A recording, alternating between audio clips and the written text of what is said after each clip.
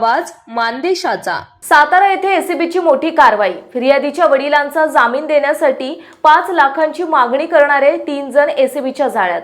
संशयितांमध्ये जिल्हा आणि सत्र न्यायालयाचे न्यायाधीश धनंजय निकम यांचा समावेश, तर आनंद मोहन खरात आणि किशोर संभाजी खरात इतर दोघांची नावे अशी खात्रीशीर माहिती आहे। फिर्यादीच्या वडिलांना जामीन देण्यासाठी 5 लाखांची मागणी करण्यात आली होती अशी प्राथमिक माहिती समोर आली आहे। सातारा लाचलुचपत प्रतिबंधक विभाग आणि पुणे लाचलुचपत प्रतिबंधक विभाग यांची संयुक्त कारवाई केली असून सातारा लाचलुचपत विभागामध्ये चौकशीसाठी तिघांना घेतले ताब्यात।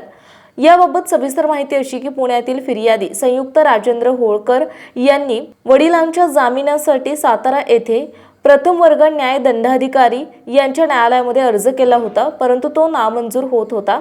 यानंतर जिल्हा सत्र न्यायालयामध्ये जामिनासाठी अर्ज दाखल केल्यानंतर या प्रकरणामध्ये 5 लाख रुपयांची लाच मागण्यात आली होती। या प्रकरणी लाचलुचपत विभागाने सापळा रचला आणि यावरून संशयित म्हणून जिल्हा न्यायाधीश धनंजय निकम यांच्यासह आनंद मोहन खरात, किशोर संभाजी खरात असे 2 जणांवर कारवाई करण्यात आली असल्याची माहिती समोर आली।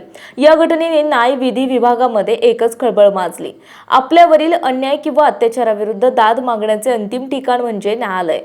लोकशाही प्रक्रियेत न्यायालय ही स्वतंत्र यंत्रणा अस्तित्वात असल्याने प्रशासन आणि राजकीय दबाव याच्या विरुद्धची लढाई देखील मोठ्या आशेने न्यायालयामध्ये लढली जाते। मात्र चक्क न्यायाधीश महोदयांनाच लाचलुचपत प्रतिबंधक विभागाने पकडल्यानं राज्यात खळबळ उडाली आहे। साताऱ्यातील एका हॉटेलमध्ये सापळा रचून न्यायाधीश महोदयांना पोलिसांनी रंगेहात पकडले। त्यानंतर गुन्हा दाखल करण्यात आला असून पुढील प्रक्रिया सुरू आहे। विशेष म्हणजे न्यायालयाच्या आवारातच ही घटना घडली आहे।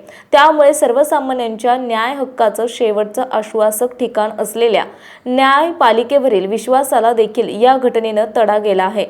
मानसोफर न्यूज सातारा प्रतिनिधी। आपल्या जिल्ह्यातील तालुक्यातील लेटेस्ट बातम्या पाहण्यासाठी आजच मानसोफर न्यूज चॅनलला YouTube वर सबस्क्राइब करा आणि बेल आयकॉन प्रेस करा।